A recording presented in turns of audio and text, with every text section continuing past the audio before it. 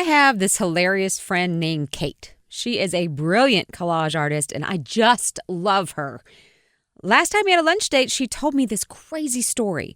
She hadn't been feeling very well for a few days a couple years ago, and she had some tummy troubles. And one afternoon, after this had been going on for a bit, she decided to lie down, and her sister called her while she was lying down to check in on her. And when Kate tried to tell her how she was feeling, she realized that she wasn't able to communicate well. Then she started having these crazy thoughts like, am I the only person in the world? Is any of this real? She was even getting really confused when she started to work her phone. She couldn't figure out how to work it, and she'd had it forever. And these thoughts kept getting worse and worse, and by the time her husband got her to the ER, she had not only started vomiting, but she was ranting to passerbys, asking things like, is Jesus real? Am I in hell? She said she felt like she was going insane. The staff at the ER got her calmed down, gave her some sedatives. She was able to go home. She slept for a while, but she still wasn't better. And after a few weeks of tests, her daughter actually went with her to one of the appointments. And her daughter told the doctor that she thought she had a UTI. And her doctor was like, oh my God, why have we not tested her for that? And it turned out her daughter was right. All of the cognitive confusion she was experiencing, along with the digestive troubles, was from a UTI. It turns out, as we age, and Kate is a little older than I am, UTIs look a lot different. Why is this? Well, I have a great nurse practitioner on hand to find out. All right, so today I am talking to Emily Shama Barnes. You go by Shama, though. I do, yes. Which is a much cooler name than Emily. It is a much cooler name, but like a true Southern girl, my mother named me Emily Shama, and then I go by my middle name. That's right. You are a family nurse practitioner with Wake Med Urogynecology. Explain what that is. So urogynecology is a small subspecialty. It kind of combines a little bit of urology and a little bit of gynecology. It mostly focuses on pelvic health. Okay, and do men have something parallel to that? It would be urology. Just urology. Yep, just urology. We have one extra organ down there that they don't have. We do, exactly. All right, so today we're talking about urinary tract infections or UTIs. Mm-hmm.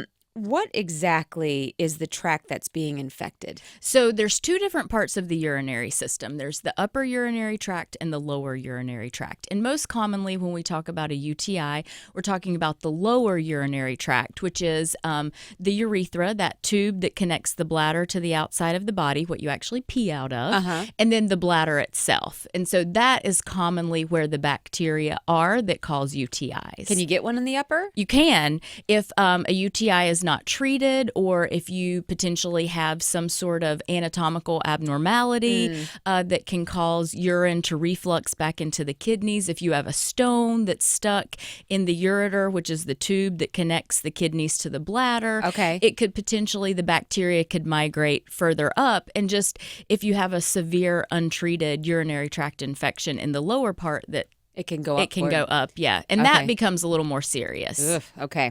Well, let's talk about what causes a UTI. Sure. It is mostly E. coli is the bacteria. E. coli. E. coli, which sounds really scary, but it's from poop. Yeah.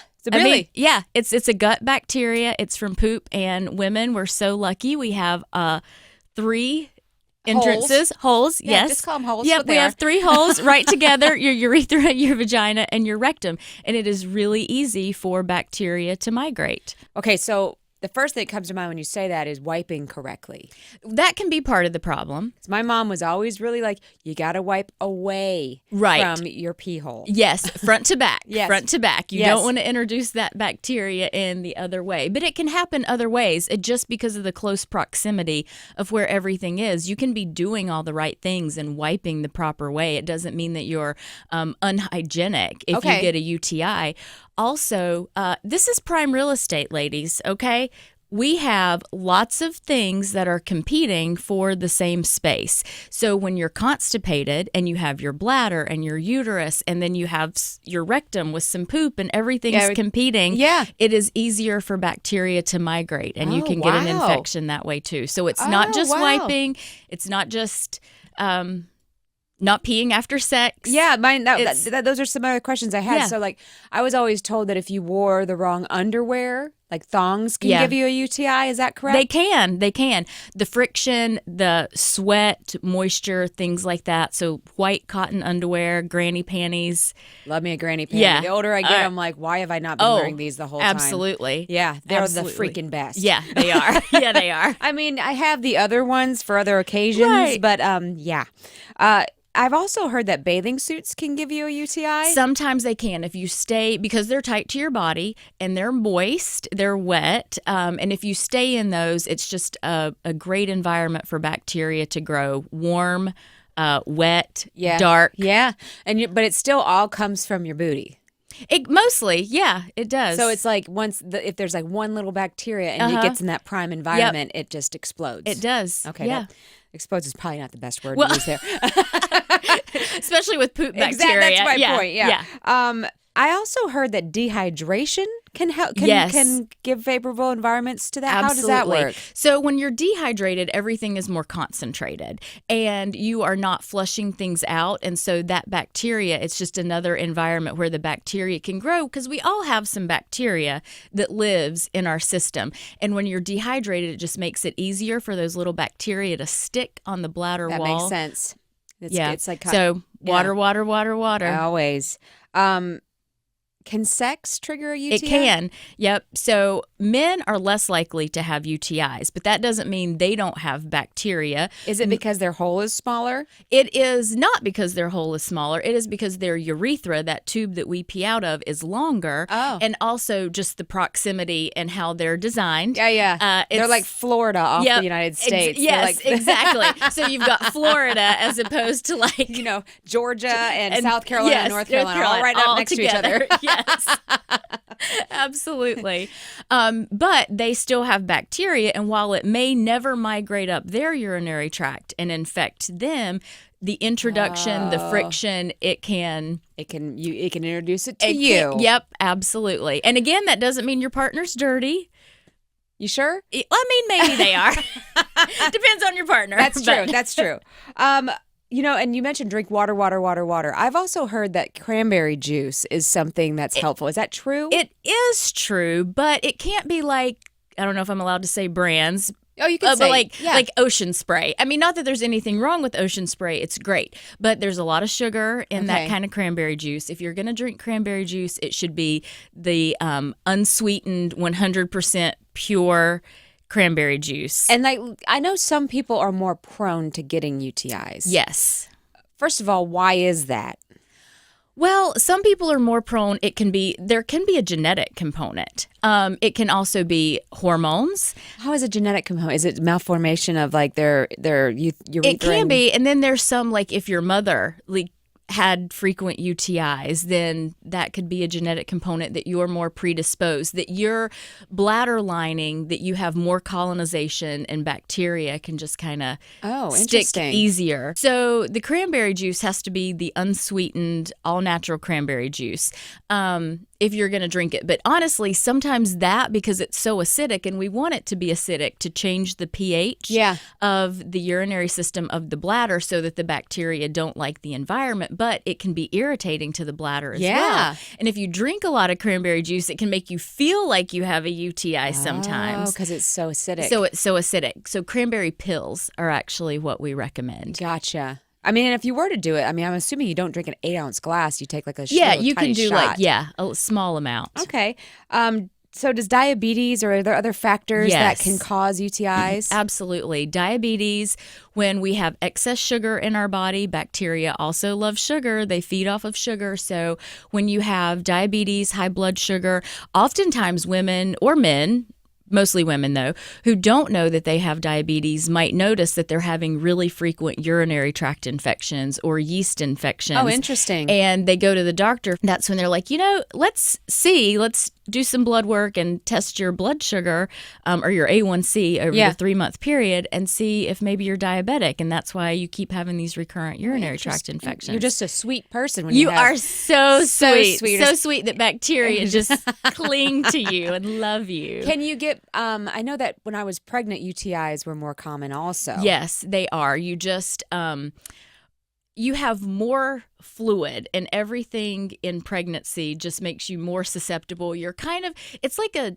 stress test for your body. Pregnancy Yes. is the ultimate stress test. Put you through everything. Yeah, it does. And so it makes you can be more susceptible for UTIs. And sometimes if you have a UTI and you're not pregnant, there's some bacteria that we wouldn't even necessarily treat in someone who is not pregnant. But if you are pregnant, that automatically becomes a complicated urinary tract infection. It can easily migrate into the kidneys, and we don't want to cause any Not problems. when you're pregnant. No. It's bad enough already. Absolutely. Yeah, absolutely. I mean, it's great in some ways, but okay, so let's talk about how you know you have a urinary tract infection. What are the symptoms? Usually classic symptoms are frequency of urination. You just feel like you have to go all the time. And why is that? It is because the bacteria are very irritating. They're all irritative, inflammatory symptoms that are really irritating to the bladder lining. And the bladder is trying to say, whatever is in here that's bothering me, get it out, get it out. And it can cause bladder spasms. So you're peeing a lot, even if not a lot is coming out. Yeah, it's the most frustrating thing in the world. It's really annoying. It's like if I could just pee, I would feel so better. much better. Yeah, but then you go and you don't feel better. Yeah. It burns when you pee. Sometimes you can have blood in the urine. I heard, because that, full disclosure, that happened to me once. Yeah, it's scary, right? I was peeing straight blood. Yeah. And someone was like, it might be that you now have a bladder infection. Is that true? Well, a bladder infection and a urinary tract infection are pretty much the same thing because it's part of the lower urinary tract. I see. So it's still that same space. Okay. And yes, if you have an infection, it can just cause inflammation. There are lots of little blood vessels in the bladder, and you can have some blood in the urine. And it's really scary when people see it. It's also like putting a drop of food coloring in water. So if you even have a little drop, it looks red. Yeah, I mean, it's like, and you're like panicking. It looks like a lot. Yeah. And then also you can have some lower abdominal pain that can go along with it. But those are kind of the classic UTI symptoms. And are there any unexpected ones that people may not know? Especially for older patients. Oh, I'm glad you brought that up. Yes. They are not going to have typically those normal UTI symptoms. Why is that? I don't know exactly why they don't have those symptoms. I don't know if it's just awareness of the body, but I feel like the older I get, the more aware of my body I am. Yeah, I really don't know why they don't have the typical symptoms. It just happens. Just happens. So what are the ones older people? When you say older, what do you mean? Usually like 60? Maybe even a little older than that, like 70, like 60, 70, older. They tend to have confusion. And sometimes that's the first sign that someone Confusion? has a UTI. How is an infection in my bladder causing my brain to react? Well, good question. It is just that bacteria is your host defenses are down and your body's trying to fight it. And it just causes you to have some confusion the way that trying to fight off that infection. And you're already more immunocompromised whenever you're older because you usually have other conditions, whether it's diabetes, high blood pressure, and especially patients that already have some underlying dementia or memory issues already. Sometimes it gets really bad if they have a urinary tract infection. So does it exacerbate the dementia permanently? Not permanently. Okay. No, usually they go back to their baseline, or if they don't have confusion or dementia at baseline, once the UTI is treated, they go back to their baseline cognitive function. That's so strange. It is very strange, but that's one of the things to look forward to. Just fatigue, lethargy. Older people also can and I think, they're already in a state of dehydration. Your thirst, you don't get as thirsty as you get older. Everything kind of slows down. The gut motility is slower, so it may be harder for you to have bowel movements. There's lots of things. Everything just slows down. Getting older just sucks. Yeah, it does. Yeah. It does. Anyway, sorry, go ahead. So all of that can play into it, and you can feel bad, and then you can also get sepsis from this. And explain what sepsis is. So sepsis is when the bacteria gets into your bloodstream, and then it can travel and it can affect all the different organs of your body, and it can be very, very, very serious. So I imagine if you let it go too long, it could kill you. Yeah, it can. Oh, my It can. God. A urinary tract A urinary infection. I know. That You is didn't think insane. that was going to be the thing that was going to take you out, right? That would be, yeah, you get to St. Peter. What killed you? Well, I had a UTI. Yep. Didn't wipe right. Yeah. That one time I went from back to front. Yeah, I should have listened to my mom. Right. So now that we know it can kill us at some point in our life, I mean, worst case scenario, obviously. Absolutely worst case scenario. That is atypical. Absolutely. Yes. What are the prevention methods that are out there? Yeah. All right. So, like we were talking about earlier, your pocketbook. We've got to take care of our pocketbook. We said that off air. So, yeah. So, an earlier episode, we discussed urine. What's your diet? It's urogynecology. Urogynecology. Yeah, and how everything is together. And your boss came in once. Yes. And she gave me a bunch of new names for your vagina. She did, yeah. One of which was a pocketbook. A pocketbook. I had no idea. I learned something new. Yeah. So you have to treat it like a Birkin, ladies. Treat it like a Birkin. And you want to, baths, as lovely as they may be, are not great because there's bacteria in our tub, in our bodies, and when we are sitting in that, it can cause UTIs. So showering instead of baths. If you are going to have a bath, a clean tub with just water, no soap.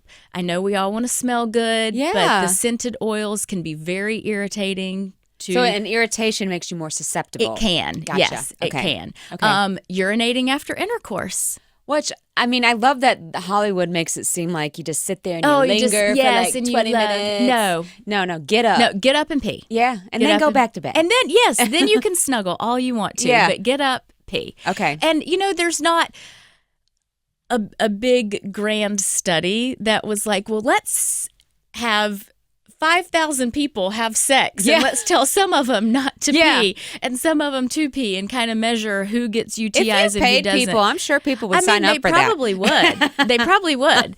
But it's just kind of one of those things that it's we have found that with patients, if they tend to urinate after sex, taking the cranberry tablets every day can help prevent it. There's also another bladder health supplement called D-mannose. Okay. That it actually helps so that E. coli is not able to adhere to the bladder lining. So these are preventative. So if you've already have one, will any of these help? Because I know that if you start, because I've had like a few in my life. Yeah. And if you start feeling that pee, it's always I feel like I have to pee and I just peed. I just start chugging the cranberry juice. Yeah. Does that help? Is it can, too late? But it's not necessarily too late. A lot of times we have infections that we don't even know about in our body. It's self-limiting in our body and they take care of it. So if you feel like you're having a urinary tract infection, just pushing fluids, drinking more, whether it's cranberry juice or water, but just really flushing out your system can help. Okay. That it may not get to a point where you need to see a doctor or you need to have antibiotics. Question. So when do you know you need to see a doctor? When it's not getting any better, when it's getting worse, when you're still having the frequency, the urgency, the burning, the lower abdominal pain. Yeah. And you certainly want to catch it before you start having a fever or chills or back pain. That could mean that it's migrated up into the kidneys. Ugh, yeah. And so I know you give antibiotics for these infections. How do you decide which ones to give? There are so many different antibiotics. That's why I'm asking. So many different resistance patterns that exist now because for so long we've just thrown antibiotics at everything. Ideally, you would do a urine culture and you would culture the urine to get the specific bacteria and see what antibiotics are sensitive to this bacteria that properly treat it. So we like to use culture-directed antibiotics. If a patient is miserable and this is a little, some people do this, some people it's frowned upon, but you want to go ahead and start them on some treatment. There is an antibiotic, it's called macrobid, and it's one that typically it can have systemic effects, but it typically stays in the bladder. Oh, interesting. And it's well tolerated. It can be a little trickier in elderly people if you have some decreased kidney function. Sure. and you wouldn't want to be on it a long period of time. But oftentimes we'll start patients on that. Okay. And see how they do, give them a relief in symptoms. 'Cause it's going to take 2 days, 48 hours usually, for a urine culture to come back. Oh, man. If they can manage their symptoms without an antibiotic using over-the-counter things like azo, which almost acts like Pepto-Bismol for the bladder. It just soothes everything so that when you urinate, it's not burning as much. That makes sense. Drinking tons of water. If you can tolerate that, ideally you would wait until the culture is back, and then you would give an antibiotic based on what the bacteria And you is. don't want to take any leftover antibiotics in your cabinet. No, please do not. Please do not. Not only why didn't you finish those antibiotics to begin with, but you don't know that it's the right thing. If you don't have the right dose, if you're not taking it for the proper duration, then you may just tamper down the infection, and then in a few weeks or a few days, it'll come back. Yeah, even stronger. Yeah, absolutely. All right, well, those are all of my questions. Okay. You've done great so far. Oh, thank you. Thank you. Now we have listener questions. Oh, all right. And I don't know what these are. Okay. And so we're going to learn these together. And Exciting. Let's see. First one. This one came anonymously. They're all anonymous. Okay. How many times a day are we supposed to pee? Good question. 6 to 8 is average. Of course, it depends on how much water you're drinking. So if you're drinking more water, you're probably going to urinate more. If you have a condition called overactive bladder, you're probably going to urinate more. What if you have a small bladder? Do some people, are they born with small bladders? No, not really. I mean, some people, we should all have the capacity to hold about 8 to 10 ounces of fluid in our bladder. But some people do go to the bathroom more frequently, and then your bladder learns to hold less. If you work in healthcare, you may go to the bathroom once in 12 hours. Same as the restaurant industry. And surprisingly, in the broadcast world, too. Absolutely. You can't just hop off air. Like, I'll be back. Here's a 30-minute song. Exactly. Exactly. So there are certainly some industries where you learn to hold a lot more. But ideally, we would be trying to empty our bladder during the day about 6 to 8 times. If you hold your bladder too long, can that cause a UTI? It can. Yes, it can. But that's repeated. If you repeatedly hold your urine, it can, and you're already, especially if you're already susceptible to UTIs. It's not like super common for that to happen. It's not super common. Okay. It's not. But if you have something else that's going on, and just another shout out to urogynecology, if someone is having recurrent urinary tract infections, it's so important to do a pelvic exam, because there are structural abnormalities, or if the bladder has prolapsed or anything like that, and you're not emptying your bladder completely. Tell everybody what a prolapsed bladder is. Yeah, so a prolapsed bladder, it's not like actually falling out of your body, but Thank it God. is right. Yeah, but it is protruding into the vaginal wall, into the vaginal area. So women, you can feel like you have a bulge between your legs. It's not great. Yeah, but that's what it feels like. But that's what it feels like. Okay. And there's, it can be mild, it can be super severe, where you do have things hanging out of your body. It's not necessarily the bladder itself, it's the vaginal. Other things. Oh, God. The uterus can come down, everything. Makes me want to do a Kegel right now. Right. We should all be doing Kegels while you're listening to this whole. Look up a video on how to do a proper Kegel. But it has to do proper. That's right. That's right. Can it be fixed if it's that bad? Absolutely. Is it like a hernia where you put mesh in? Sometimes. It depends. There's different kinds of surgical treatments. There's also non-surgical treatments. Oh, interesting. Yep. There's like little vaginal devices that are called pessaries that can be inserted, and it just tucks everything back up. Lifts and separates like a good bra. Yes, absolutely. All right. Our next question is, my pee is typically clear, but sometimes it's cloudy. Why? Should my pee be clear? Because you hear that, like you do. If your pee is yellow, that you're dehydrated. Right. It should be like a very pale yellow clear. Dehydration can cause cloudy urine. Okay. Foods that we eat, certain medications. So if your urine is cloudy, that does not always mean that you have a UTI. Nor if your urine smells bad. Does that always mean you have a UTI? Like after asparagus. Exactly. Ugh, I hate that smell. Yeah. And it's always shocking. You're like, oh, that's right. I had asparagus shocking as dinner. your pee when you eat beets. Oh. I had a friend. He's a very handsome man. Yes. And he was a nurse in the Army. Oh. And I had just met him. And I was like in my early 30s, and I called him because my pee was red because I panicked. And his first question was, did you eat beets? And I was like, yeah. And he's like, that's why. Yeah. And then I felt ridiculous. Yep, it's a real thing. It happened to my daughter because beets are now trendy again with all the juices. Oh, yeah. And they're really good for you. They are very good for you. And she experienced that not too long ago. Did she call a hunky nurse doctor? Unfortunately, she didn't. She called mom. No, fortunately. Well, yeah, it was maybe. very embarrassing. She's 17, just so met actually, the guy. yeah. Fortunately, yes. You know, it may be on her private Instagram story. But. All right, my kids never want to stop playing when they go to the bathroom. They don't want to stop playing, so they don't have accidents. But in children, should you be concerned if they hold it too long? No, children are, I think, more intuitive than we give them credit for. And we hold our bladders all the time, and it doesn't necessarily mean we're going to get an infection. As long as they're not having accidents. I know there's plenty of times when I'm doing something and I don't want to stop to go to the bathroom, even though I have to. So I wouldn't be concerned that that's creating UTIs for your children, or later in life they're going to have UTIs. Okay. All right. This one, and I know that men have issues with this, but it says, if my pee comes out as a slow trickle, is it okay to bear down and pee faster, or is that wrecking my pelvic floor muscles? So this is obviously a woman who asked this. Yeah, a woman. It is not repeatedly. It can wreck your pelvic floor muscles. Okay. But I think even the bigger question is, why is your pee coming out slow? Why do you have a slow stream? Do you have a prolapse that's causing a little bit of collapsing of the urethra? Is there some sort of stricture of the urethra, that tube that you urinate out of? Yeah. What is going on that you have a slow stream?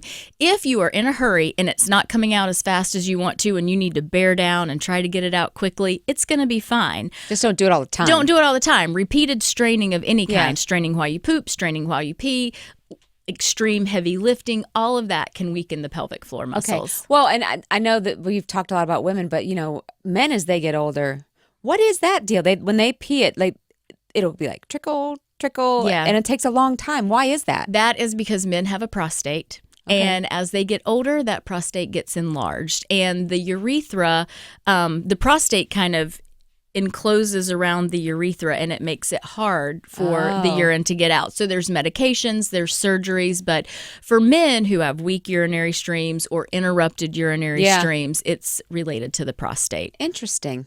Okay. Well, those are all my questions. Okay. You did great. Oh, thank you. You're welcome. Very nervous. You shouldn't have been nervous. You're a superstar. Oh, maybe I'll be discovered now. Man, she was fun. She mentioned, though, on her way out, she forgot to mention vaginal estrogen cream for postmenopausal women. Because after you go through menopause, the pH changes in your vagina, and that can sometimes be a breeding ground for bacteria. And so vaginal estrogen cream can help with that. So I wanted to pass that along so we get all the information out there. To share your thoughts on this episode, or to send me a question for a future episode, I love getting those. Go to wralfm.com/SarahHasQuestions. The link's also in the show notes. Sarah Has Questions is a production of Capital Broadcasting Company. My guest today was nurse practitioner Emily Shama Barnes. She is with WakeMed Urogynecology. To find out more about her or any of the other fabulous practitioners with WakeMed, go to wakemed.org. Thanks for listening.